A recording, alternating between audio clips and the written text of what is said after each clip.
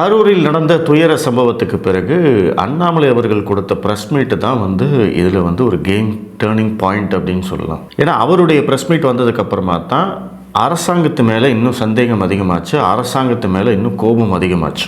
அதற்கு பிறகு நடந்த டெவலப்மெண்ட்லாம் பார்க்கும்போது இதில் விஜய் தரப்பில் தான் அதிகமான தவறுகள் இருக்குது அப்படிங்கிறது நம்மளுக்கு தெரியுது. அரசாங்கமும் இதுக்கு ஒரு காரணம். ஆனால் இன்றைக்கி நீதிமன்ற விசாரணை மற்றும் நம்மளுக்கு கிடைக்கக்கூடிய வீடியோஸ் இதெல்லாம் பார்க்கும்போது அங்கே கூட்டம் அதிகமாக இருக்குது அப்படிங்கிறதெல்லாம் விஜய்க்கு தெரியும். விஜய் பேச ஆரம்பிக்கிற போதே பிரச்சனைகள் ஸ்டார்ட் ஆகிடுச்சு. ஸோ இதெல்லாம் விஜய்க்கு தெரியாமையே அவர் மேலும் மேலும் பேசிக்கிட்டு இருந்திருக்காரு அப்படிங்கிறது எல்லாமே நம்மளுக்கு கொஞ்சம் கொஞ்சமாக வெளியில் வருது. பட் இதில் மற்றவர்கள் கேட்கக்கூடிய கேள்வி என்னென்னா, இந்த விஷயத்தில் எதற்காக பிஜேபி தலையிட்டாங்க? இப்போ அண்ணாமலை ஒரு ப்ரெஸ் ஸ்டேட்மெண்ட் கொடுத்தாரு, ஓகே. அதில் அவர் நேரடியாக விஜயை காப்பாற்றுற மாதிரி எதுவும் பேசலை. அரசாங்கத்து மேலேயும் தப்பு சொன்னார், பொதுமக்கள் மேலேயும் தப்பு சொன்னார், விஜய் மேலேயும் தப்பு சொன்னார். ஸோ ஒரு முன்னாள் காவல்துறை அதிகாரி, இந்த அரச நிர்வாகத்தை பற்றி முழுமையாக தெரிந்தவர், அவருடைய ப்ரெஸ் மீட்டு எப்படி நியூட்ரலாக இருக்கணுமோ அதே மாதிரி தான் அண்ணாமலை அவர்களுடைய ப்ரெஸ் மீட் இருந்தது. அதை கட்சி சார்பில்லாதவர்கள் கூட அத்தனை பேரும் ஏற்றுக்கிட்டாங்க. இவர் தாங்க கரெக்டாக பேசியிருக்காருங்க அப்படின்னு எல்லாருமே ஏற்றுக்கிட்டாங்க. அது ஒரு மிகப்பெரிய டேர்னிங் பாயிண்ட் ஆயிடுச்சு. அண்ணாமலையோடைய ப்ரெஸ் மீட்டுக்கு அப்புறமா தான் டிஜிபி, கலெக்டர், மின்வாரிய அதிகாரி, அதற்கு பிறகு அமைச்சர்கள், செந்தில் பாலாஜி, இவங்க எல்லாருமே பேட்டி கொடுக்க வேண்டிய நிர்பந்தம் வந்தது. ஸோ இங்கே திமுக அரசாங்கம் ஒரு எக்ஸ்ட்ரீம் நிலைப்பாடு எடுக்குது. எங்கள் மேலே எந்த தப்பும் இல்லை, நாங்கள் எல்லாத்தையுமே கரெக்டாக தான் செஞ்சோம், தப்பு எல்லாமே விஜய் பேரில் மட்டும்தான், அவர் லேட்டாக வந்தது தப்பு, டிஎஸ்பி 50 மீட்டருக்கு முன்னாடி நிறுத்திக்கலான்னு சொன்னபோது அதை கேட்காம முன்னாடி போனது தப்பு, அங்கே வந்திருந்த ரசிகர்களுக்கு குடித நீர், உணவு இதையெல்லாம் ஏற்பாடு பண்ணலை, அதெல்லாம் அவங்களுடைய தவறு. ஸோ இதெல்லாம் தான் காரணம் அப்படின்னு முழுக்க முழுக்க விஜய் மேலே பழி போடும் வேலையை தான் திமுக செய்யுது, தன்னை காப்பாற்றிக் கொள்கிறது. விஜய் தரப்புடைய வாதம் என்னவா இருக்கு அப்படின்னா, ஆரம்பம் முதலே அவங்க இது ஒரு சதி, அங்கே கூடியிருந்தது எல்லாமே விஜய் ரசிகர்கள் கூட்டம், அதற்கு உள்ள சமூக விரோதிகள் புகுந்துட்டாங்க, அவங்க தான் இதுக்கு காரணம் அப்படின்னு அவங்க சொல்லிக்கிட்டே இருக்காங்க. விஜயும் வீடியோ வெளியிட்டு அதையே சொல்கிறார், இது சதி, உண்மை ஒரு நாள் வெளியில் வரும் அப்படின்னு சொல்கிறார். ஸோ இந்த சுச்சுவேஷனில் திமுக அரசாங்கம் என்ன பண்ணுதுன்னா, ஒரு தனிநபர் விசாரணை ஆணையம் அமைக்கிறாங்க. அவங்க நெக்ஸ்ட் டேவே கரூருக்கு விசாரணை செய்கிறது எல்லாத்தையுமே நம்ம பார்த்தோம். அவங்க விசாரணை செய்யக்கூடிய வீடியோஸ் எல்லாத்தையுமே நீங்கள் பார்த்தீங்க அப்படின்னா, அந்த விசாரணை அறிக்கை எப்படி இருக்குங்கிறத நீங்கள் இப்போவே சொல்லலாம். முழுக்க முழுக்க அரசாங்கத்தை காப்பாற்றும் விதமாக, விஜய் தரப்பை குற்றம் சொல்லும் விதமாகத்தான் அந்த அறிக்கை இருக்க போகிறது அப்படிங்கிறது நல்லாவே தெரியும். அப்போது நீங்கள் இந்த விஷயத்தில் பாஜகவை வெளியில் எடுத்துருங்க, அதிமுகவை வெளியில் எடுத்துருங்க, சீமானை வெளியில் எடுத்துருங்க. இங்கே பிரச்சனை இரண்டு தரப்புக்கு யார் அப்படின்னா, திமுக வெர்சஸ் தாவேகா, திமுக வெர்சஸ் விஜய். ஏற்கனவே விஜய் என்ன சொல்லிக்கிட்டு இருக்காரு, 2026 தேர்தல் டிவிகே வெர்சஸ் டிஎம்கே தான், மற்ற எந்த கட்சிகளும் களத்திலேயே இல்லை அப்படின்னு திரும்ப திரும்ப சொல்லிக்கிட்டே இருக்கார். திமுக அதற்கு பதில் சொல்லலை அப்படின்னாலுமே, இங்கே கூடுகிற கூட்டம், விஜய்க்கு இருக்கக்கூடிய வரவேற்பு, இதையெல்லாம் பார்க்கும்போது ஒருவேளை அப்படி ஆகிடுமோ, என்னங்க இவ்வளோ கூட்டம் வருதுன்னு எதிர்க்கட்சிகள் கூட பேசக்கூடிய ஒரு தருணம் இப்போ வந்துக்கிட்டு இருக்கு. அப்படி இருக்கிற சமயத்தில் இந்த விஷயத்தில் விஜய் எப்படி நம்மளுக்கு ஆகாதவர், நம்மளை திட்டிகிட்டு இருக்காரு, நம்ம எதுக்கு போய் அவருக்கு சப்போர்ட் பண்ணணும் அப்படின்னு நினச்சி பாஜக ஒதுங்கி இருந்தது அப்படின்னா, ஆட்டோமேட்டிக்காக நீங்கள் என்ன பண்ணுறீங்க, திமுகவுடைய ஸ்டாண்டை எடுத்துக்கிற மாதிரி ஆகிடும். அப்போ இங்கே விஜய் தனிமைப்படுத்தப்படுவார்.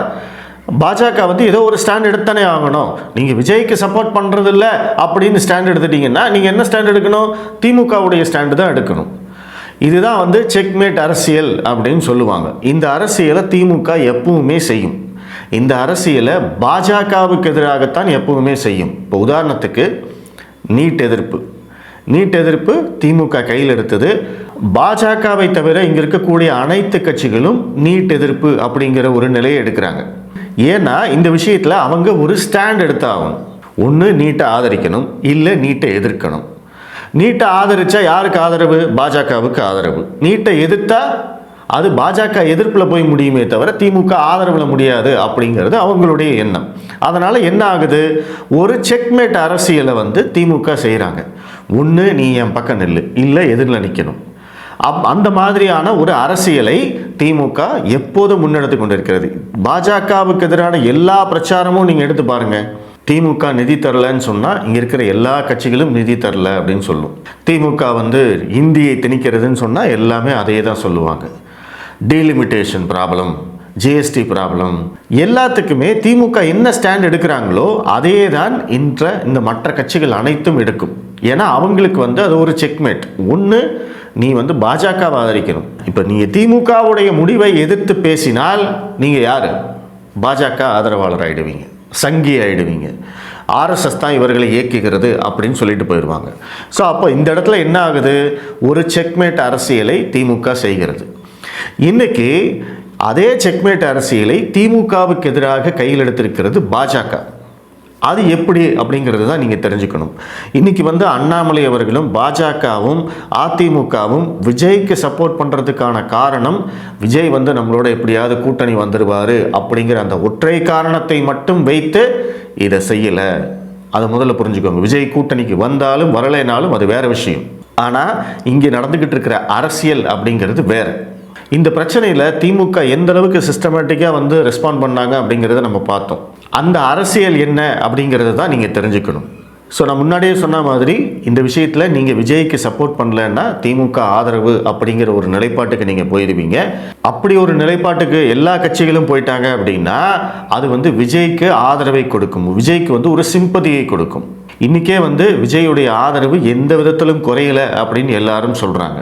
பொதுமக்கள் மத்தியில் இந்த துயர சம்பவத்துக்கு திமுக தாங்க காரணம் அப்படிங்கிற அந்த எண்ணம் எல்லாருக்குமே இருக்குது. ஏன்னா திமுகவுடைய ட்ராக் ரெக்கார்டு அப்படி, அவங்க செஞ்சாலும் செஞ்சுருப்பாங்க அப்படிங்கிற அந்த எண்ணம் வந்து எல்லா மக்களுக்குமே இருக்குது. நம்மளுக்குமே அந்த சந்தேகம் இருக்குது, இல்லை ஏதோ ஒன்று கண்டிப்பாக நடந்திருக்குங்க அப்படின்னு தான் நம்ம நினைக்கிறோம். பப்ளிக் சென்டிமெண்ட் இப்படி இருக்கிற போது நீங்கள் அதற்கு எதிராக நீங்கள் செயல்பட்டால் உங்களுக்கு வந்து அந்த சிம்பதி வந்து விஜய்க்கு போய் சேரும்.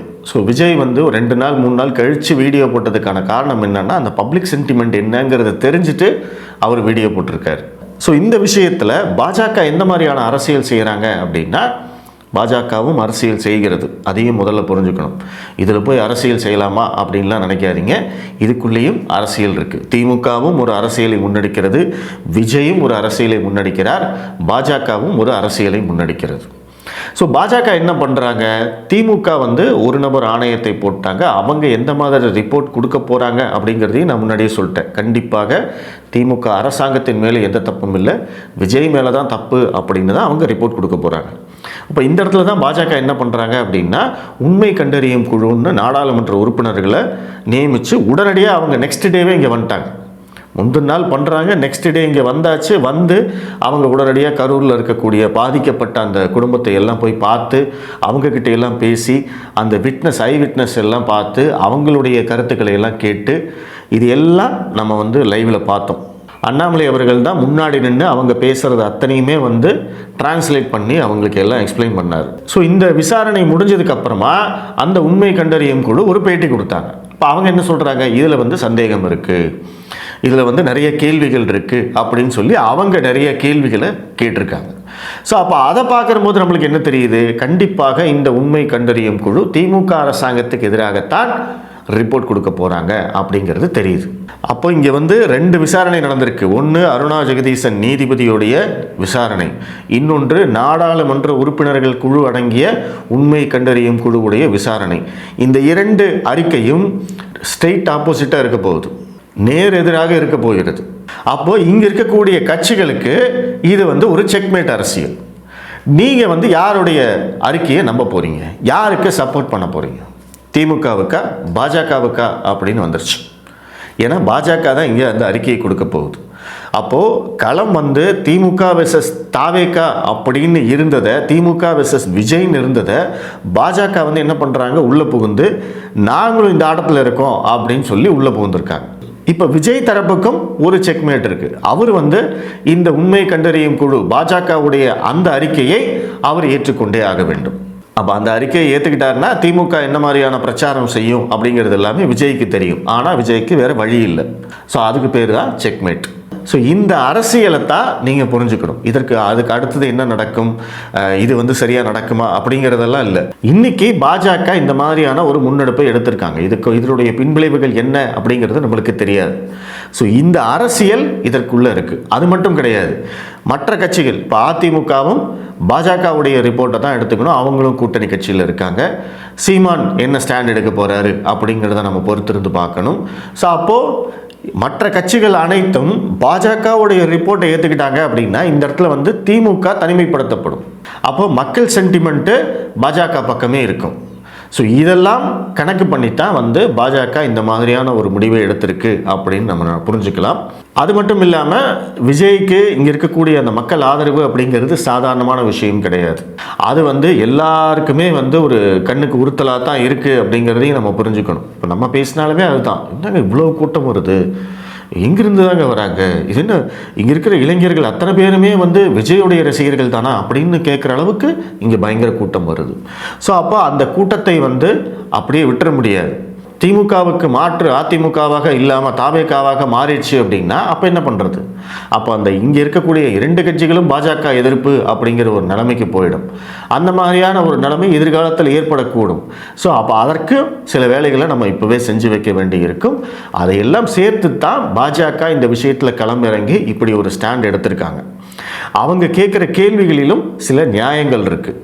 இப்போ இங்கே சொல்லக்கூடியது என்ன அப்படின்னா, விஜய் மேலே எந்த தப்பும் இல்லை, முழுக்க முழுக்க திமுக தான் காரணம் அப்படின்னு இங்கே யாரும் சொல்லலை. பாஜக அதை சொல்லலை. அதை நல்லா புரிஞ்சுக்கணும். பாஜக வந்து முழுக்க முழுக்க விஜய்க்கு ஆதரவாக இருக்குது அப்படிங்கிறது கிடையாது. அவங்களுடைய ஸ்டாண்ட் என்னென்னா, இங்கே அரசாங்கமும் தப்பு பண்ணியிருக்கு, இதில் சில வேலைகள் சதி வேலைகள் இருக்கோ அப்படிங்கிற சந்தேகம் எழுந்திருக்கு, அதுக்கு தகுந்த மாதிரி சாட்சிகள் நம்மளுக்கு இருக்குது அப்படிங்கிறது தான் அவங்களுடைய ஸ்டாண்டு. பப்ளிக்கோடைய சென்டிமெண்ட்டும் அதுதான், இது ஏதோ நடந்திருக்குங்க அப்படின்னு அவங்க நினைக்கிறாங்க. அதையே வந்து பாஜகவும் எதிரொலிக்கிறாங்க. ஸோ இதுதான் வந்து இதுக்கு பின்னாடி இருக்கக்கூடிய அரசியல். நம்ம வந்து விஜய்க்கு சப்போர்ட் பண்ணுறோமா, விஜய் வந்து பாஜக கூட்டணிக்கு வருவாரா, இந்த கதையெல்லாம் வந்து நம்ம இப்போ பேச முடியாது. அதற்கான நேரமும் இது கிடையாது. எதிர்காலத்தில் என்ன வேணால் நடக்கலாம். ஏன் வந்து ராகுல் காந்தி விஜய்கிட்ட ஃபோன் பண்ணி பேசுகிறாரு? அதை யாராவது பேசுனாங்களா? இங்கே ஏன் பேச மாட்டேங்கிறாங்க அப்படிங்கிறத யோசிச்சு பாருங்கள். இங்கே திருமாவளவன்லேருந்து திமுக கூட்டணியில் இருக்கக்கூடிய கட்சிகள் அனைத்தும் என்ன சொல்லிகிட்டு இருக்காங்க? விஜய் பாஜக தான் கேட்குகிறது, பாஜக வந்து இந்த மாதிரி உண்மை கண்டறியும் குழு போட்டதெல்லாம் ரொம்ப தப்பு, இதை வந்து அரசியலாக்குறாங்க, அப்படி இப்படின்னு பேசிக்கிட்டே இருக்காங்களே. ஏன் வந்து விஜய்கிட்ட ராகுல் காந்தி ஃபோன் பண்ணி பேசினாரு அப்படிங்கிற செய்தியை அப்படியே மூடி மறைச்சாங்களே ஏன்?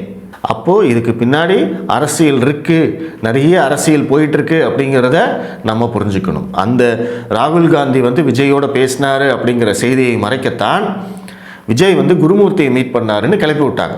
உடனே அதை வந்து மிகப்பெரிய செய்தியாக்கி அது வந்து பொய் அப்படின்னு குருமூர்த்தி அவர்களே சொல்கிற வரைக்கும் போயிட்டு இருந்தது. இந்த விஷயத்தை இப்போ ராகுல் காந்தியும் விஜயும் சந்தித்து பேசினார்கள் அப்படிங்கிற விஷயத்தை திமுக தொடவே இல்லை. இதில் இன்னொரு பியூட்டி என்னென்னா, ராகுல் விஜயுடன் பேசினார் அப்படிங்கிற செய்தி வந்த உடனே இந்த பக்கம் வந்து ராகுல் ஸ்டாலினை தொடர்பு கொண்டு உண்மைகளை கேட்டறிந்தார் அப்படிங்கிற செய்தி வெளியில் வருது. அப்போது இது எல்லாம் நீங்கள் சேர்த்து வச்சு பார்த்தீங்கன்னா இதற்கு பின்னாடி ஒரு மிகப்பெரிய அரசியல் இருக்குது அப்படிங்கிறது புரியும். நம்ம எப்போவுமே வந்து ஒரு குதிரைக்கு கடிவாளம் கட்டின மாதிரி ஒற்றை காரணத்தை மட்டுமே வந்து பார்த்துட்டே இருந்தோம்னா நம்மளுக்கு புரியாது. விஜய் வந்து கூட்டணிக்கு வராருப்பா, அதுக்காகத்தான்ப்பா இதெல்லாம் செய்கிறாங்க அப்படின்னு மட்டும் நினைக்காதீங்க. இதுக்கு பின்னாடி நிறைய அரசியல் இருக்குது, நிறைய லேயர்ஸ் இருக்குது. ஸோ அதில் வந்து சில விஷயங்களை நான் சொல்லியிருக்கேன். அடுத்தடுத்த முன்னேற்றங்கள் என்ன அப்படிங்கிறத நம்ம தொடர்ச்சியாக பார்ப்போம். நன்றி.